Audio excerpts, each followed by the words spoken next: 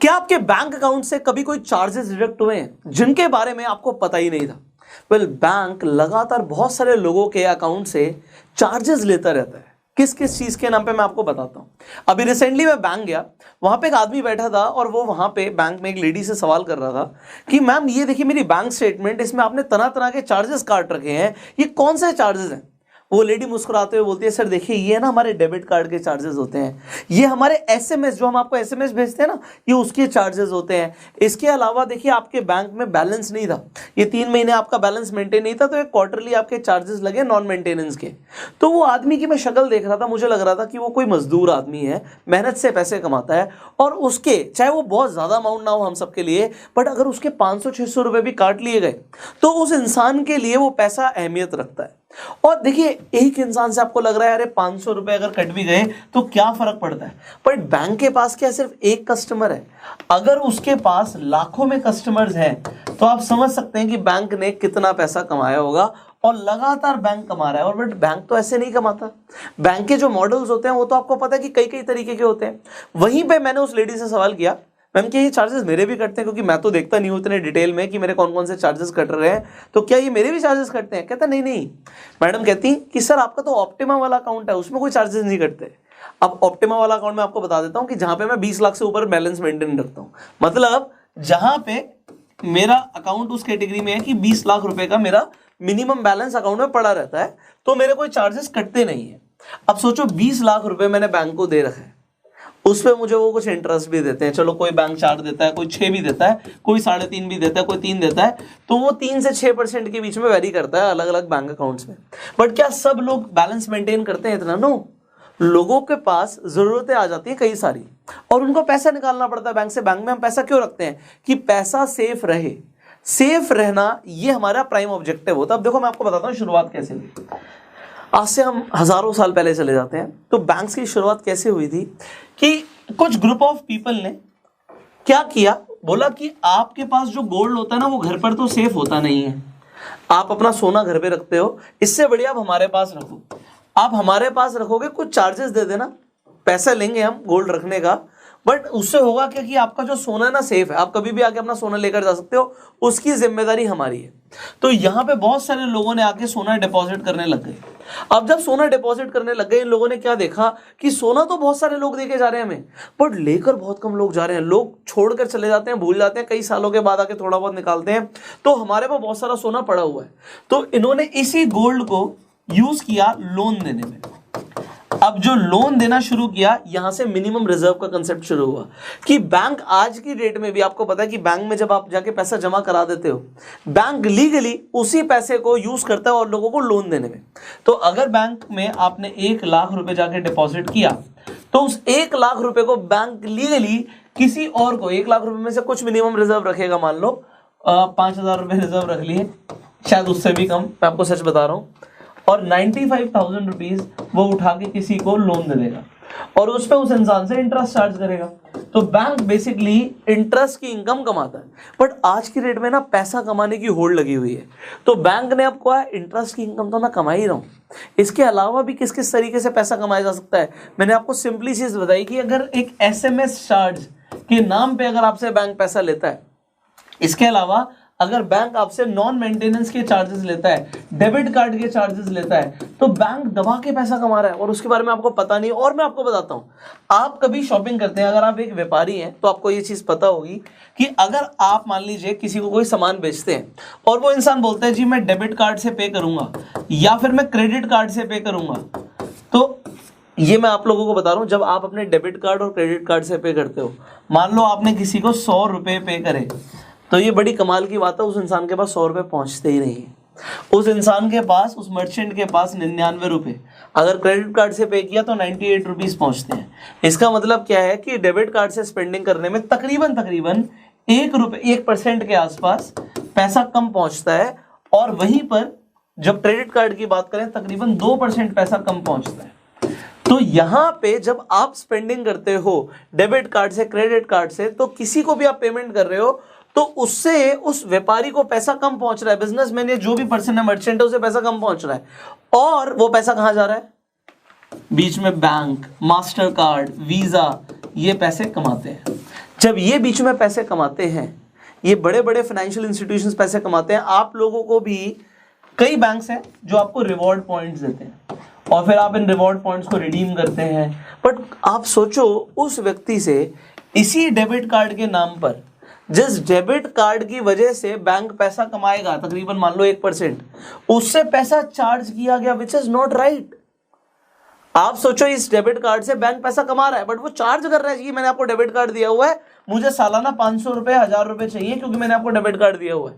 In fact आपने ये bank में जाके एक्सपीरियंस भी किया होगा कि जब भी आप बैंक में जाते हैं, बैंक का मैनेजर हो या बैंक का स्टाफ हो, आपको कोई ना कोई इंश्योरेंस लेने के लिए फोर्स जरूर करता है। सर मेरा टारगेट कंप्लीट हो रहा है, आप ये ले लीजिए। अच्छा आपने हेल्थ इंश्योरेंस लिया हुआ है, लाइफ इंश्योरेंस लिया हुआ है, वो आपको हमेशा पिच करेगा कि आप इंश्योरेंस ले लो, क्योंकि बैंक को बहुत मोटी कमीशन आती है और उन लोगों को बहुत अच्छे इंसेंटिव्स मिलते हैं जब वो आपको इंश्योरेंस पॉलिसी बेचते हैं।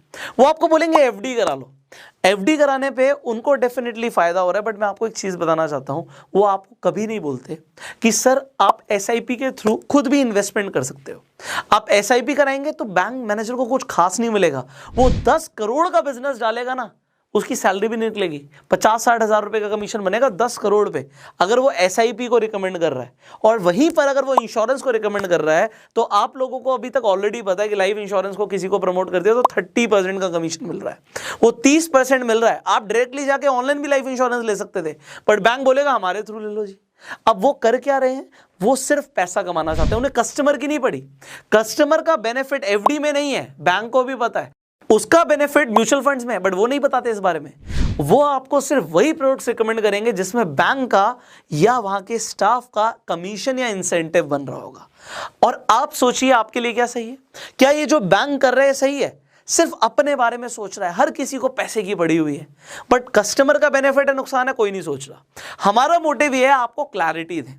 आपसे जो हिडन चार्जेस लिए जा रहे हैं, भाई अकाउंट में बैलेंस नहीं मेंटेन किया, चार्ज ले लिए, डेबिट कार्ड के चार्ज ले लिए, एसएमएस जैसी छोटी सर्विस के बैंक अगर आपसे चार्ज ले रहा है, आईएमपीएस आप कर रहे हैं उसके चार्ज ले रहा है, एनईएफटी आप कर रहे हैं उसके चार्ज ले रहा है, तो बैंक तो कमा रहा है।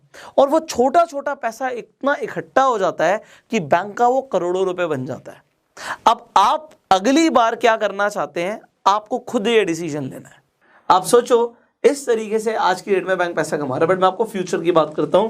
आज का टॉपिक है फ्यूचर ऑफ बैंकिंग।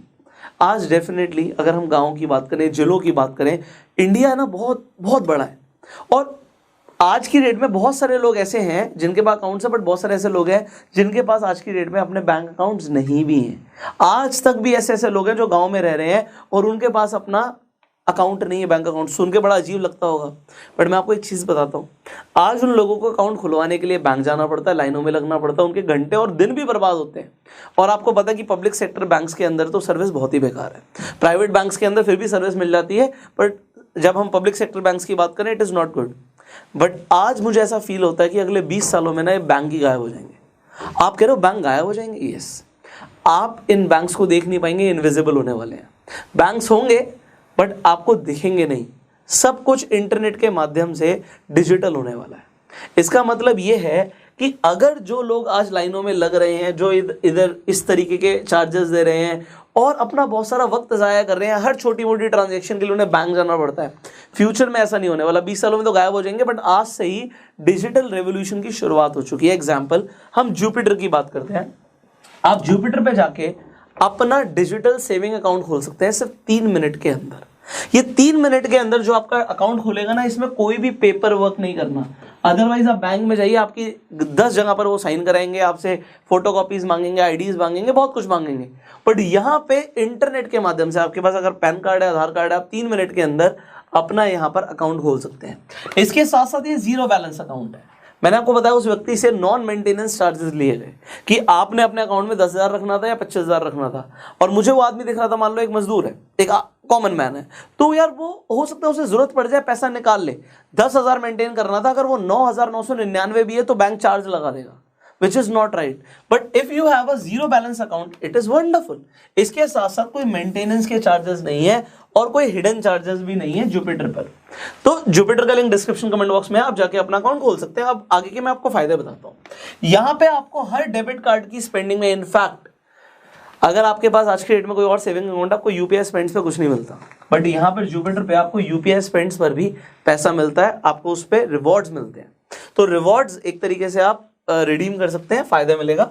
और अगर आपको कोई भी कस्टमर सपोर्ट चाहिए तो 24/7 आपको सपोर्ट मिलता है, और रोबोट्स की जगह यहाँ पर ह्यूमंस हैं जो आपकी हेल्प करते हैं, आपकी प्रॉब्लम सॉल्व करते हैं।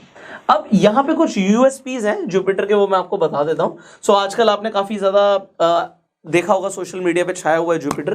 तो इतना ज्यादा फेमस क्यों है? क्योंकि यहाँ पर आप सारे पैसे को जो आपके अकाउंट के अंदर आ रहा है और जो अकाउंट से बाहर जा रहा है उन सबको ट्रैक कर सकते हो, और जो भी आप स्पेंडिंग कर रहे हो वो सारी की सारी ऑटो कैटेगराइज हो जाती है। आपको पता होता है आपने फूड में कितना स्पेंड किया, आपने ट्रैवल में कितना स्पेंड किया, यू कैन सी कि पैसा जा कहाँ रहा है और आ कहाँ से रहा है।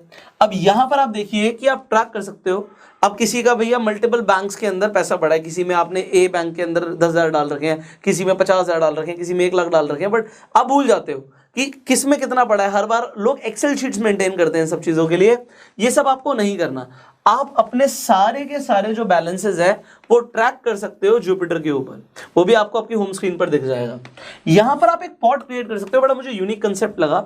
लोगों के अलग अलग फाइनेंशियल गोल्स होते हैं। किसी का गोल होता है जी मुझे ना घूमने जाना है, किसी का होता है कि मुझे बच्चे की एजुकेशन के लिए पैसा जमा करना है, या मुझे इमरजेंसी के लिए फंड क्रिएट करना है। तो वो आप एक पॉट क्रिएट करते हो, उन्होंने बड़ा इंटरेस्टिंग नेम दिया है पॉट। तो यहां पर आप देखोगे आप डिफरेंट पॉट्स क्रिएट कर सकते हो, उसमें पैसा डाल के रख सकते हो। ब्याज आपको इस पे भी मिलेगी, इंटरेस्ट आपको इस पैसे पे भी मिलेगा।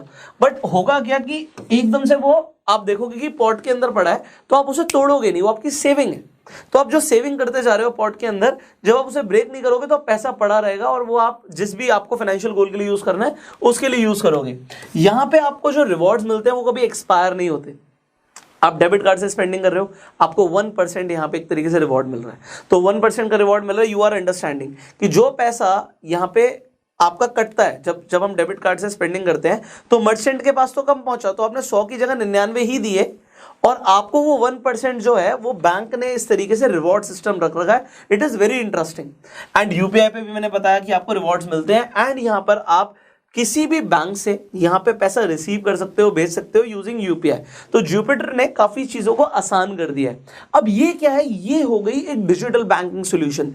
आज की डेट में इंडिया की जो नीड है कि भैया लोगों से एक तो ना ये मिनिमम बैलेंस के नाम पे पैसा नहीं लिया जाए, अकाउंट खोलने के पैसे होते हैं। मुझे आज भी याद है कि जब मैं एक स्टूडेंट था तो स्टूडेंट्स के बेसिकली आपको पता है कि कई बैंक्स ऑफर करते हैं कि फ्री अकाउंट, बट जब मैं बैंक में पहली बार गया अपना अकाउंट खुलवाने, उन्होंने बोला जी इतने आपको मिनिमम पैसे लाने पड़ेंगे और इससे हमारा अकाउंट खुलेगा। तो उस टाइम में मेरे लिए वो बड़ा अमाउंट था, बट मैं आपको बता रहा हूँ इंडिया में बहुत सारे ऐसे और भी लोग हैं जिनके लिए वो एक अमाउंट बड़ा हो सकता है 25,000 रुपये अगर आपको मेंटेन कर रहे हैं, किसी के लिए बड़ा अमाउंट हो सकता है। बट यहाँ पे जब वो चार्जेस नहीं है, it is very easy, it is very convenient, and future यही है। फ्यूचर में इसी तरीके से आपको दिखने वाला है कि सब कुछ डिजिटल हो जाएगा। आपको पैसा भेजना है, ट्रैक करना है, रिसीव करना है, सब कुछ आज की डेट में लोग इंटरनेट के माध्यम से कर रहे हैं, and this is what other banks also need to adopt. But अभी जुपिटर ने सोल्यूशन आपको दे दिया which is powered by federal bank. तो फेडरल बैंक आपको ऑलरेडी पता है कि बड़ा फेमस बैंक है, तो Jupiter is backed by federal bank, so यहाँ पे ट्रस्ट क्रिएट हो जाता है। So you can easily create your account in 3 minutes। Link is in the description and comment box. I hope ये वीडियो आपके लिए वैल्यूएबल रही होगी, आप इस वीडियो को शेयर कर सकते हैं। अगर आपसे किसी भी तरीके के बैंक्स ने चार्जेस लिए हैं तो उसे कॉमेंट जरूर करिएगा, जिससे लोगों को पता लगे कि बैंक किस किस तरीके से पैसा कमा रहा है और लोगों से पैसे ले रहा है। तो बहुत सारे लोगों को जानने को मिलेगा, कमेंट्स पढ़िएगा, बड़ा इंटरेस्टिंग लगेगा। इस वीडियो को अपना प्यार देने के लिए लाइक कर सकते हैं। I will see you in the next video. Facebook पर वीडियो देख रहे हो फॉलो कीजिए, यूट्यूब पर देख रहे हैं सब्सक्राइब कीजिए, बेल आइकन पर क्लिक कीजिए। So see you in the next video. Till that time you yourself made.